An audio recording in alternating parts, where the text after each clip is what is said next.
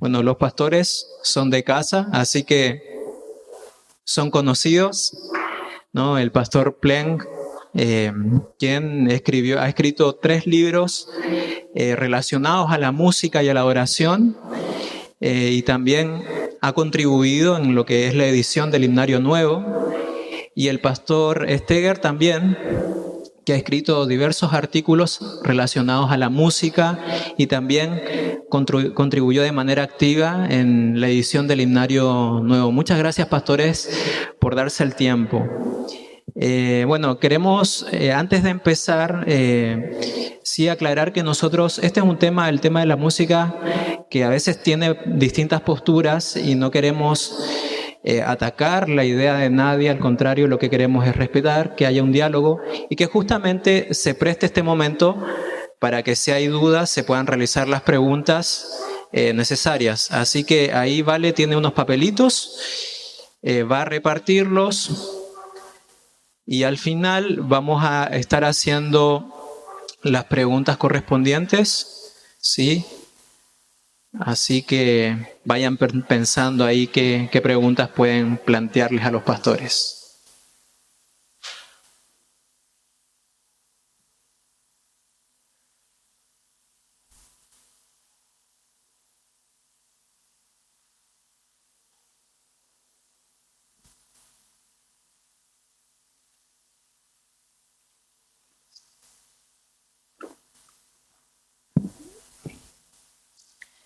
Bien. Vamos a empezar entonces con esta primera parte de las preguntas. La primera pregunta dice así: ¿existe alguna diferencia entre lo que es alabanza y adoración? Bueno, muy buenas tardes. Vamos a concluir con este pequeño curso que hemos estado dando desde el jueves con algunas preguntas. Es interesante la participación. Hay algunas preguntas ya hechas, tampoco sé quién las hizo, pero sí puede haber otras de acuerdo a lo que hemos estado escuchando y reflexionando en estos días, ¿no? Bueno, esto es solamente para puntualizar un poquito los conceptos. Son dos términos muy relacionados y totalmente bíblicos. La Biblia habla mucho de alabanza y habla también de adoración. Normalmente lo que se entiende es que la alabanza es la manera a través de la cual la adoración se expresa. La adoración es más, digamos, una vivencia interior del ser humano que responde a la iniciativa de Dios y en esa respuesta utiliza varias maneras de expresar, y la alabanza normalmente se entiende que la alabanza es como la expresión audible de nuestra adoración interior. Audible quiere decir, puede ser a través de palabras que uno hable, diga, o a través de la oración, o a través del canto. Yendo a la Biblia, es interesante el paralelismo que uno ve, por ejemplo, en los Salmos, y uno ve que cantar y alabar suele estar en paralelo, sinónimo, como si fuera que se refieren a prácticamente la misma cosa. Pero en general es así: la adoración es la base, es la experiencia, es la respuesta, y la alabanza es una de las maneras de expresarla. Muchas gracias, muy al punto la respuesta, pastor. Hay una cita que queremos mencionar ahí en la pantalla. Es de Adriana Pereira, en una página en internet que se llama Innovación. El corazón de la adoración, se titula el artículo, dice: Dios es un Dios de diversidad y se complace en nuestra alabanza diversa. No he encontrado ningún pasaje en la Biblia que sostenga la idea de que todos debemos adorar de la misma forma, pero sí encuentro que toda la Biblia apunta a Jesús como el corazón de la adoración. Ahora la pregunta es: ¿podemos encontrar en la Biblia criterios musicales para una apropiada adoración? Quisiera decir que es verdad que Dios nunca pretendió que todos adoremos de la misma manera. Si nosotros fuéramos hoy a una iglesia adventista en Japón o en algún otro país del lejano oriente, habría un espacio en la entrada donde veríamos todos los zapatos de todos los que están adentro participando del culto, y si nosotros como occidentales no nos diéramos cuenta, nos pedirían que dejemos nuestros zapatos ahí. Aun cuando tengamos miedo, nos van a decir, no, los va a encontrar a la salida, no se preocupe, esto no es Buenos Aires. Pero son diferencias. Obviamente, si alguien acá se empieza a sacar los zapatos dentro de la iglesia, le vamos a decir, ponete los zapatos porque es una falta de respeto en nuestro ambiente sacarse los zapatos dentro de la iglesia o delante de otra persona, ¿no es cierto? Si tenemos visitas en la casa, no nos vamos a sacar los zapatos y andar, aunque uno se haya lavado los pies. Entonces, obviamente que hay diferencias, así que no veo ningún problema en esta declaración, y claro que Jesús es el corazón de la adoración. La segunda parte, lo que tú habías preguntado... Sí, yo agrego una cosita más tal vez sobre esto. Esta es como una verdad evidente, digamos, no hace falta argumentar sobre algo que es evidente, que hay diferencias en distintos lugares. Lo que sí me preocupa un poquito de ciertas, bueno, o parto de otro lado. Supongo que no será la intención que nosotros opinemos sobre personas que opinan, porque ahí se complica. Sí hay ciertos movimientos o ciertos grupos que a mí me generan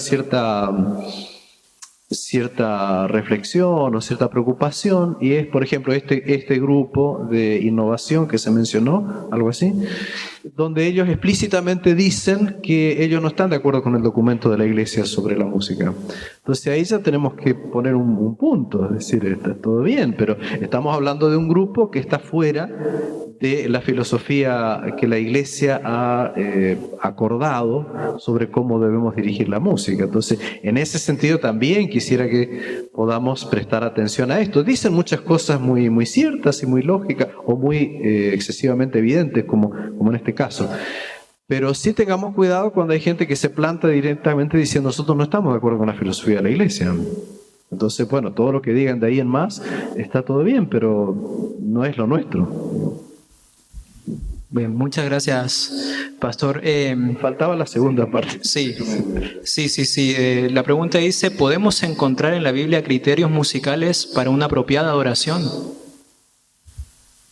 Yo creo que después de los 3 temas que presentó el Pastor Pleng aquí, esa pregunta ya debe estar con la respuesta en la mente de ustedes.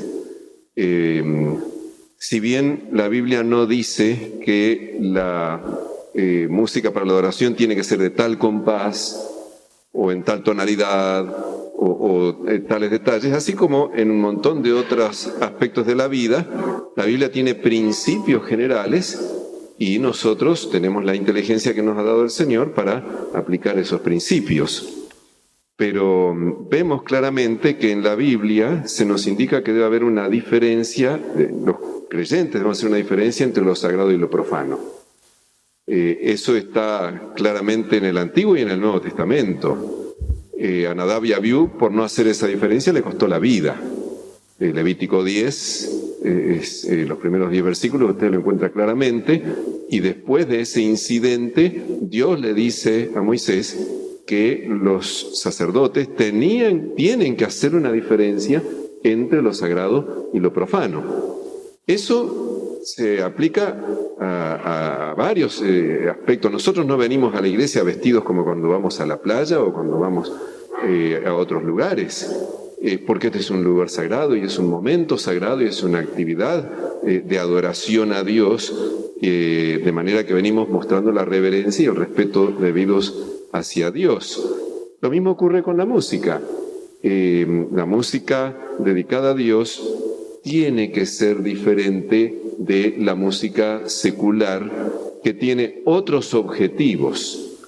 Y remarco eso, porque no es solo que tiene que ser diferente porque sí, sino porque la música de otros estilos, que no son los estilos de música sacra, fue creada con otros propósitos. Toda música tiene un objetivo, un propósito, incluso una filosofía de vida que está por detrás de cada música. Entonces, si nosotros tomamos un estilo musical secular, no solo estamos trayendo esas notas, estamos trayendo toda la filosofía de vida que viene junto con ese estilo musical. Tal vez un detalle más. Cuando se habla de estilo, tal vez habría que definir de qué se está hablando, definir cuál es la pregunta en realidad. Podríamos decir que un estilo es una manera de hacer las cosas o una determinada cosa. Entonces, en ese sentido, yo diría que la respuesta es sí. La Biblia habla de estilo. Ahora, si por estilo se entiende definiciones de la música tal como se utiliza ahora, no va a hablar de ciertas características musicales y demás. En el Antiguo Testamento estaban bien claras ciertas cosas, había pautas, había instrumentos que se usaban, instrumentos que no se usaban, gente que tocaba, gente que no tocaba, cómo se hacía, cuáles eran los temas, eso estaba definido. En el Nuevo Testamento habíamos dicho, no se usaba música instrumental, entonces hay muchas cosas de las cuales el Nuevo Testamento no habla. Ahora, si reunimos la información bíblica, hay elementos que hacen a un estilo musical también. ¿Ya? Muchas gracias. Bien, justamente hablando un poco acerca de lo contextual, digamos, ¿cómo podríamos sacar aspectos de la cultura y aplicarlos, digamos, sin quebrantar ningún principio bíblico? En toda cultura hay elementos que se reconocen en la cultura como elementos compatibles con lo sagrado. Y hay otros elementos que obviamente no tienen nada que ver con lo sagrado. Toda cultura tiene un elemento religioso, no importa en qué parte del mundo estemos. Y ¿cómo saber cuáles son esos elementos? Cuando estamos entregados a Cristo de tal manera que ya no vivo yo, sino que vive Cristo en mí. Y se cumple lo que dice el apóstol Pablo, de que finalmente tenemos la mente de Cristo, no con arrogancia ni orgullo, sino simplemente porque Cristo vive en nosotros mediante el Espíritu Santo y nos va transformando. Y nuestro mayor deseo es estar en Cristo y permanecer en Él, como dice en Juan 15, y hacer su voluntad. Finalmente el Señor santifica nuestros gustos y nos va guiando y nos va mostrando qué es lo apropiado dentro del contexto cultural en el cual nos toca vivir. Hay hoy en día una tendencia, naturalmente, a pensar que todo es una cuestión de cultura. Y bueno, pues es un problema cultural. Recuerdo una vez había preparado una compilación de artículos, de materiales sobre música, se lo regalé a un colega y dice, yo ya entendí que la música es un tema cultural. Y ahí no le dio para ninguna otra importancia, ¿no? Bueno, la cultura y la religión siempre corren en paralelo y siempre se afectan mutuamente. Y es claro que la cultura afecta muchas cosas. Por ejemplo, el lenguaje, la manera de, como se dijo, de vestir, la manera de expresar, el tipo de instrumentos, en fin, la cultura afecta muchas cosas. El problema es que nosotros creemos que la música, como decíamos esta mañana, no es solo arte que está encerrado en valores culturales, sino que tiene algo más. Quiere decir, la cultura, todo bien, pero debe ser, digamos, pensada, seleccionada, debe ser evaluada por un criterio externo a la propia cultura. En la música secular no, en la música secular la música es un arte y debe ser evaluada como arte y nada más. Ahora, en la música cristiana o en la música de la iglesia sí hay criterios. Hoy tratábamos de decir que la música en la iglesia está al servicio del culto y que el culto está al servicio de la misión de la iglesia y de la doctrina de la iglesia. Ahí ya le pusimos un parámetro sobre el cual evaluar la cultura. Entonces, ¿por qué creen que desde el comienzo estoy resaltando? El tema de la música es un tema bíblico. Elena de White escribió mucho sobre el tema también. Es decir, la cultura tiene su papel naturalmente. Nada más que la cultura debe estar sometida a los criterios y a los principios que emanan de la revelación. Entonces, es muy bueno que seamos estudiosos de la Biblia, del espíritu de profecía, para ver qué principios nos ayudarán a evaluar los aspectos culturales. Yo quisiera agregar algo más. La cultura, a veces se toma la cultura como algo neutro, simplemente que existe. La cultura en realidad es el producto del ser humano. O vamos a ir al origen. En realidad la cultura comenzó con Dios cuando creó al ser humano y lo puso en el jardín del Edén y le dijo que lo labrara y lo guardase.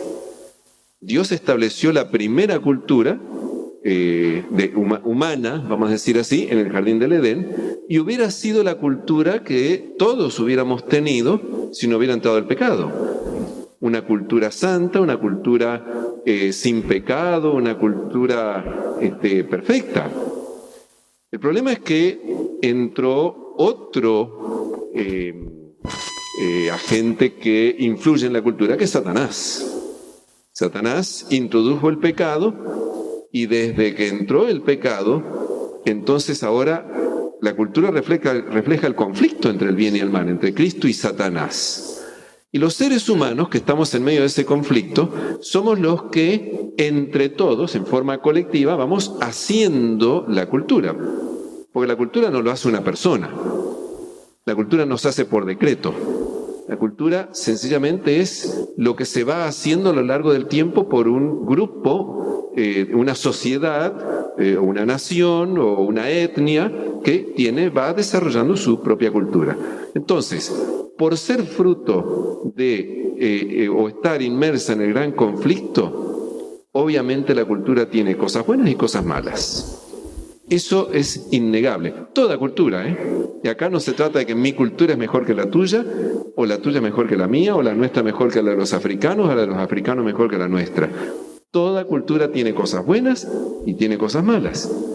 Y entonces ahí se aplica lo que dice Pablo, examinarlo todo y retener lo bueno, dentro de cada cultura los elementos positivos. Bueno, vamos a mostrar una cita siguiente, que es de un pastor protestante muy influyente, se llama Rick Warren. Él dice lo siguiente: la melodía de Castillo Fuerte es nuestro Dios, de Martín Lutero, proviene de una canción popular de sus días. En la actualidad, Lutero probablemente se inspiraría en las melodías que tocan en los bares.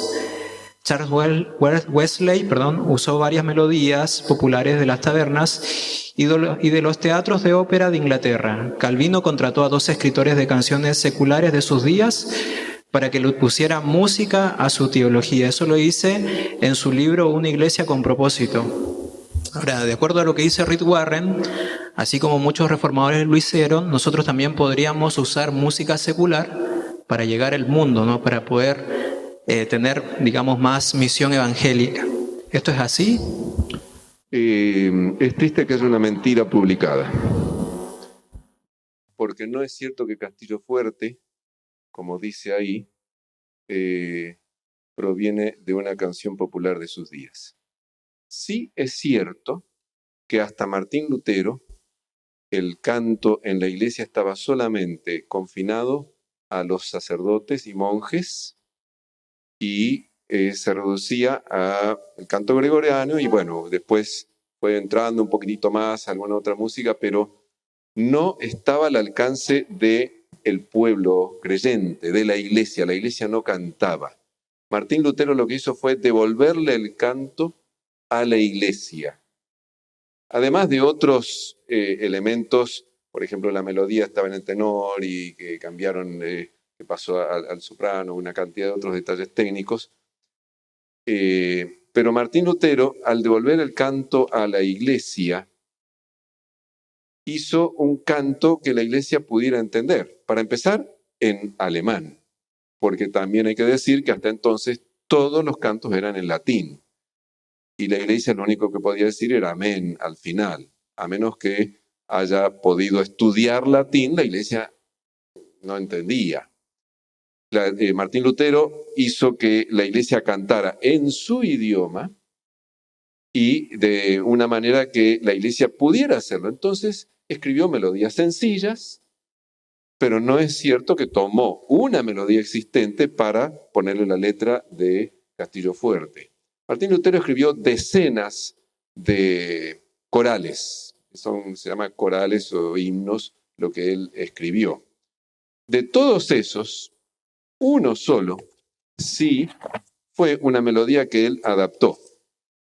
Y Martín Lutero incluyó eso en uno de sus primeros himnarios. Sin embargo, el propio Martín Lutero se dio cuenta que no era buena esa mezcla, porque una melodía popular con letra religiosa crea confusión. Cuando uno la canta, vienen a la mente los pensamientos y todo lo que la letra de esa canción popular decía, ¿no es cierto? Entonces, en la siguiente edición de su himnario, sacó ese único que él había puesto, que era sí una melodía popular, pero no era Castillo Fuerte es nuestro Dios. Tal vez agrego alguna cosa más sobre Rick Warren, que es el autor que estamos mencionando. Acá estamos citando gente destacada fuera de la iglesia adventista. Rick Warren es un pastor bautista de California que creó una mega iglesia, uno de los autores muy reconocidos, es un pastor muy popular en los Estados Unidos, pero que tiene criterios totalmente distintos, ¿no? Es interesante porque nosotros no le preguntamos a los bautistas qué creer acerca del día de reposo, de la inmortalidad del alma, pero sí le preguntamos sobre la música. Si ellos pueden opinar sobre otras cosas, no hacemos caso, pero si opinan sobre la música, nos hace ruido. Ellos tienen criterios distintos en esa manera de elegir el movimiento de crecimiento de iglesia.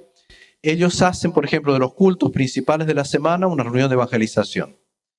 Entonces, lo principal, a diferencia de lo que decíamos hoy en la mañana, lo principal para ellos del culto central es la evangelización. Con el criterio que para evangelizar a la gente del mundo hay que hacer lo que el mundo hace. Es decir, hay que vestir como el mundo viste. Él jamás usa una ropa formal para predicar, usa una remera, una camisa, como la gente usa. Y él dice, la música que tiene que hacerse en el culto es la música que la gente escucha en la radio cuando va en el auto. Entonces ese es el criterio que él tiene. Nosotros tenemos un criterio distinto. Y él, por otra parte, cree que la música es neutra. Él es el que dice que no hay diferencia entre música sagrada, sacra o secular, que la única diferencia es la letra. Él dice, la única diferencia es la letra. Nosotros creemos que no, y los documentos adventistas ya lo dicen. La música no es espiritual ni moralmente neutra, dice el último documento de la filosofía adventista de la música. O sea, estamos hablando de dos lenguajes distintos. Entonces tenemos criterios distintos y claro, cuando uno tiene ese criterio de que la música de la iglesia debe ser la música que la gente escucha en el auto, con lo cual estamos diciéndoles que ellos pueden cambiar en otras cosas, pero en la música no necesitan cambiar nada, así como vienen tienen que seguir, cuando sabemos que entrar a la iglesia significa hacer algunos cambios, y eso incluye la música también, sino que tienen ese criterio, la música es neutra. Nosotros creemos que no, y los argumentos que usan son argumentos forzados. La verdad, son argumentos forzados.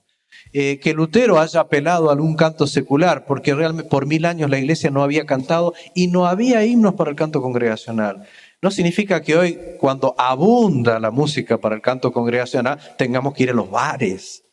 Hermano, es medio una tomada de pelo, me parece a mí. Enseñarnos que tenemos que ir a los bares para inspirarnos en la música que vamos a hacer. No obstante, eso es lo que ellos están haciendo. Están tomando música sensual, música romántica para utilizar en la iglesia, porque creen que hay que hacer lo que el mundo hace con respecto a la música. Yo quisiera agregar algo más. No hay que olvidarse que hace más de 500 años el mundo era muy diferente de lo que es ahora. Si recordamos cómo empezó por ejemplo, las universidades. ¿Cuál era la disciplina central, básica en las universidades? Era la teología. El mundo en aquel tiempo no tenía la separación que tiene hoy entre lo sagrado y lo profano, porque la teología impregnaba todo, porque en realidad la iglesia impregnaba todo y no existía esta separación. Si ustedes buscan música de hace 500 años, bueno, no hay tanta, pero busquen música de hace 400 años o de hace 300 años. O por ejemplo, vayamos a Juan Sebastián Bach, que es posterior a Lutero. Bach tiene corales religiosos y tiene otras obras que no son religiosas. En realidad, si nosotros lo escuchamos sin saber cuál es cuál, no vamos a encontrar musicalmente diferencia notable, porque en aquel tiempo no existía ese abismo que existe hoy en día. Hoy en día sí, lo secular se ha separado a partir de los movimientos filosóficos y, bueno, no solamente filosóficos, sino también de la propia religión, con el liberalismo religioso. Finalmente, lo secular se separó y se produjo un abismo que nos asusta entre lo que es el mundo o la música o lo secular en general, lo profano y lo religioso. Así que en aquel tiempo no existía esa barrera o esa diferencia tan acentuada como existe hoy en día. Muchas gracias. Uno de los asuntos que por ahí es complicado a veces entender, o tal vez las generaciones más jóvenes, es el asunto de los instrumentos musicales que se tienen que usar.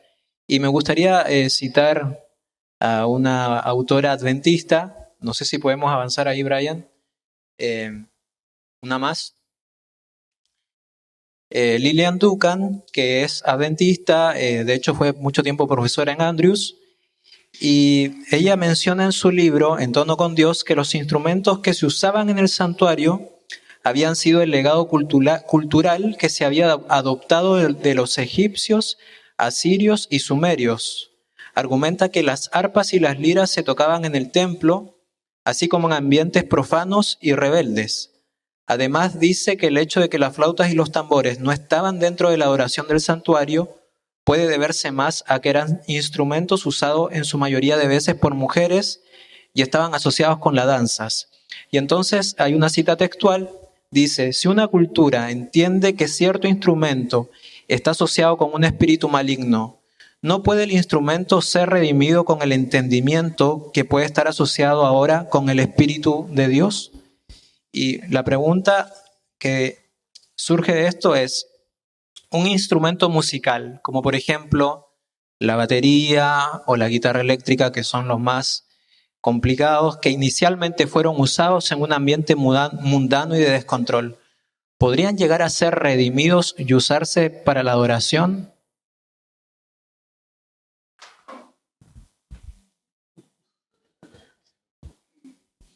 Bueno, estamos otra vez en el mismo tono. Debo aclarar que expresé mi disconformidad con las preguntas seleccionadas, porque no creo que reflejen las preguntas que nosotros tenemos en general. Pero bueno, son las que aparecen por ahí y ahí están. Porque nos obligan un poco a opinar sobre gente que conocemos y a algunas personas dentro y otras fuera de la iglesia. Lo mencioné esta mañana, lo mencioné la primera noche, esta autora que escribió ese libro, En tono con Dios, una profesora de la Universidad de Andrews. No la conozco, pero sí leí el libro y quiero decir que tiene muchas cosas buenas, interesantes, y no comparto otras. Directamente no las comparto. Y por eso lo mencioné esta mañana. O sea, no es casual. Yo esta mañana lo he mencionado al tema y expresé esto también. Sobre todo porque al leer el libro me queda la sensación de que los instrumentos que se eligieron para tocar en el templo tenían una base cultural. O sea, eran los instrumentos que se usaban en los países de alrededor y qué sé yo cuánto. Cuando nosotros la primera noche aquí leímos de forma demasiado clara, me parece a mí, de que David eligió 3 instrumentos dentro de un conjunto de instrumentos porque fue aquello que los profetas lo orientaron a elegir por mandamiento de Dios. Entonces, ¿dónde está la cultura ahí? Sí está la cultura en el sentido que eligió entre instrumentos existentes en la cultura de aquella época. Pero dentro de la cultura de la época hizo una selección. Entonces ahí están los dos aspectos. ¿Eran instrumentos que se usaban en Egipto o que se llevaban en Fenicia? Sí. pero dentro de esos hubo una selección guiada por Dios. Y no fue un criterio cultural el de David. David fue guiado por los profetas y el profeta transmitiendo el mensaje de Dios. Que para su época esos instrumentos seleccionados tenían mejores connotaciones sacras, probablemente.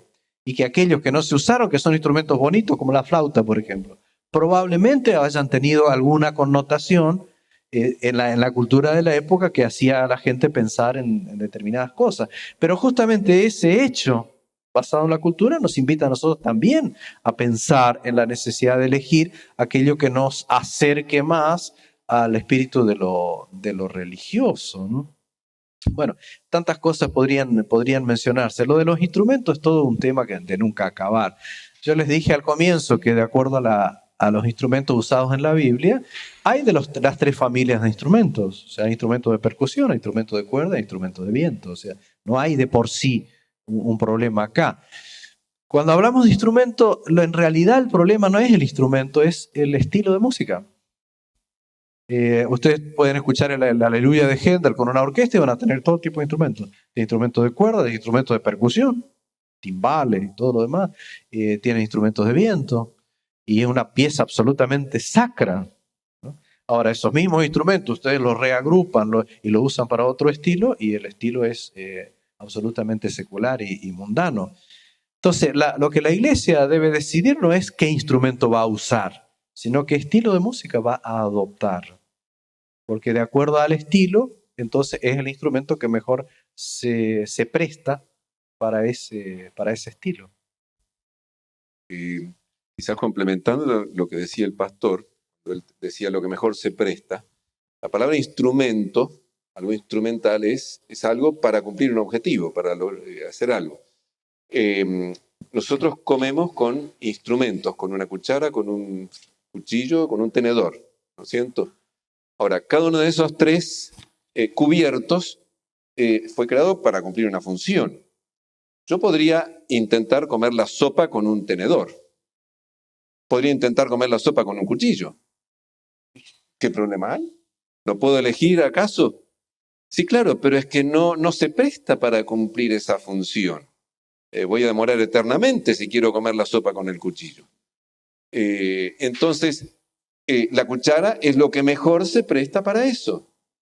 Entonces, cuando elegimos un instrumento para la iglesia, para la música en la iglesia que tiene que tener la función de alabar a Dios, de acompañar el canto congregacional, tenemos que buscar un instrumento que se preste para cumplir esa función. Así que hay una cuestión funcional aquí, además de lo que ya mencionaba el pastor. Ahora, en cuanto a la asociación con algún espíritu malo o algo diabólico, algo satánico, yo creo que tenemos que ser muy cuidadosos en eso. Si algo está universalmente considerado algo satánico, a ver, por ejemplo, la estrella de 5 puntas, entiendo yo, es un símbolo del ocultismo, el rock, el satanismo, todas estas cosas. Yo no puedo decir ahora le voy a dar un nuevo significado, porque todo el mundo la entiende de otra manera. Yo no puedo tomar el escudo de uno de los grandes equipos de fútbol de Argentina y decir, no, eso ahora significa... No, porque todo el mundo lo entiende de otra manera. Entonces, si tomo algo que está reconocido totalmente como algo satánico, voy a estar jugando y metiéndome en terreno de Satanás y Satanás me va a decir, no, eso no te corresponde, tienes otras cosas y no hay por qué meterse inútilmente en terreno de Satanás. Tal vez otro asunto que se me ocurre mencionar. Es verdad que prácticamente cualquier instrumento puede ser mal tocado. O sea, no hace falta tener ciertos instrumentos para hacer mala música. Se puede hacer con cualquier instrumento mala música. Uno puede tocar mal el piano, el órgano, el violín, cualquier instrumento puede ser. Así que es verdad en cierto sentido que los instrumentos en muchos casos dependen de la manera como se los toque. Yo he visto guitarras muy bien tocadas, no digo que yo toque bien porque apenas hago algunas notas, pero hay guitarras muy mal tocadas. Y se puede hacer tanta cosa con una simple guitarra que como con otras. Ahora, también existe una cuestión de énfasis. Hay ciertos instrumentos que fueron creados para producir cierto efecto. En la música cristiana, ¿cuál es a dónde apuntamos? Apuntamos, como tratamos de expresar de alguna manera, a un culto racional, un culto que tenga discernimiento, claridad, que apele a la mente y al corazón. Ahora, hay ciertos instrumentos que están construidos y usados para apelar a otros aspectos que pasan más por lo físico, pasan más por lo pasional o por lo instintivo. Y la música que los usa tiene deliberadamente ese efecto, ¿no es cierto? Hay música que distorsionan las cosas, distorsionan la voz, están hechos para despertar otro tipo de pasiones. Y no me digan que estoy hablando de filosofía, porque ustedes saben que en ciertos conciertos de rock la gente empieza a destruir cosas. Empiezan a romper la silla, empiezan a golpearse, Hay ciertos cantantes y ciertos grupos que producen siempre violencia. Decir, pero no es solo música. ¿Y la música no era solo neutra? ¿No era neutra que no decía nada? Y bueno, pero ¿y cuál es el efecto que produce? Entonces, lo que decíamos, insistimos, hay una necesidad de elegir aquello que se presta más para los objetivos de la música cristiana. ¿Qué queremos lograr? ¿El mismo efecto de un concierto de rock? Evidentemente no. Ni siquiera el efecto de una música romántica. Tenemos otros objetivos, y esos objetivos se ven mejor cumplidos, aún en diferencia de matices culturales, con ciertos instrumentos que con otros.